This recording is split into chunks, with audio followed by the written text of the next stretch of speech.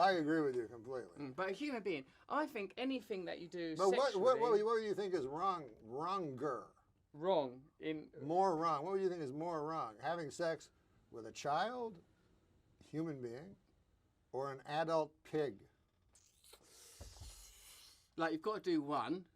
That's the You got to options. do one, yeah. You're on a deserted island. It's not me, it's some hypothetical You're person. on a deserted Russell island Brand, with a single elevated. tree. It's You're not me, it's this person called Doug. Yeah, right? yeah. Doug Exactly. is on this island. Doug is on a deserted Doug island. probably went there because he likes both of these options.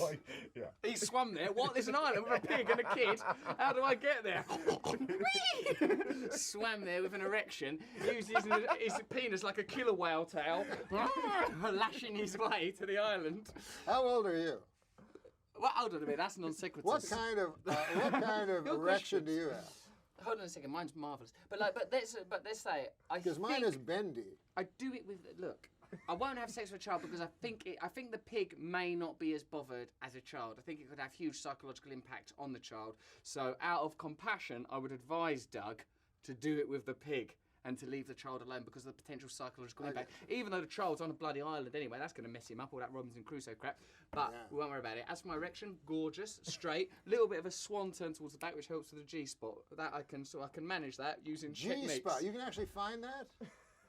Mate, what are you doing in that bedroom? What are you getting up to? I can't. They have the clitoris, the G-spot. I couldn't even find a guy's balls if I had to. Well, you don't need to do that, mate. You're not determined to on accounts of your predilections, but you've got to know how their equipment works. Yeah, I just guess. I can help you out. How would you do that? I just give you some basic techniques, some basic moves, like just some very simple things. So, do you have a female sexual partner? No. Oh, it don't matter. What's the point then? I'll just give you some pig videos.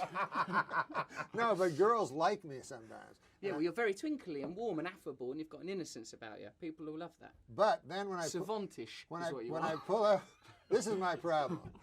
Everything's going well with the lady. Yes, you've got. And erection. I have my sex, right? And I get the mood going. The mood's going. I have 4 covers and a big quilt.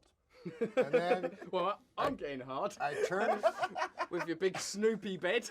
I don't have a Snoopy bed. I have 4 covers and a quilt. No, I have one of those beds that go like it's actually sexy. It moves Like up the and Walton's down. house. Was it? Then I get the Dust Bowl. mood. Who wrote your house? John Steinbeck. Then I get the mood going. I turn down the lights till it's Stygian black. And then I climb underneath the covers. I lay on top of the lady for 4 or 5 minutes. And she doesn't seem to enjoy it. No, it sounds like an assault. It's like But one time I tried this animalistic approach where, the lady is on her hands and knees. You know that? Yeah, That position? I do know it. Yeah. Named after a dog. Like, Rather reductive.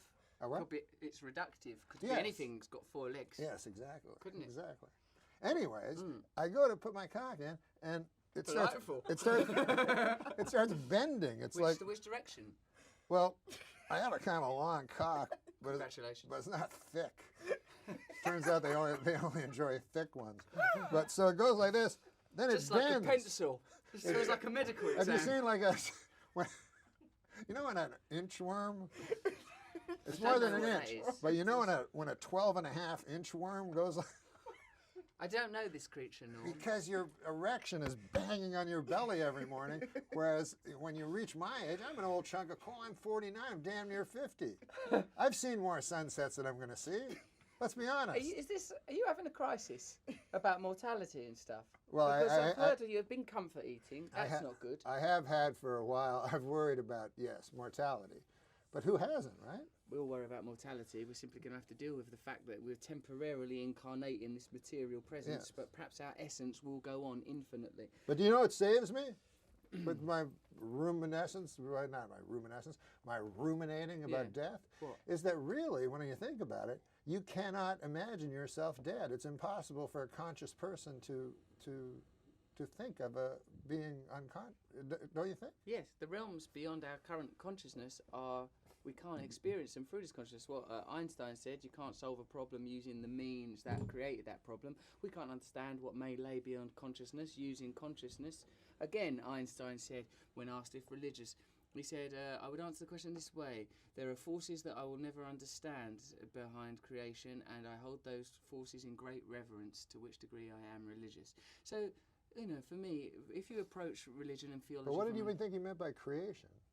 I think he means, I don't know if he means a conscious force as we understand consciousness. I think many of the problems that occur in the world are as a result of us trying to somehow literalise metaphor, somehow trying to ascribe qualities to theological doctrine that they weren't designed to imbue or embody.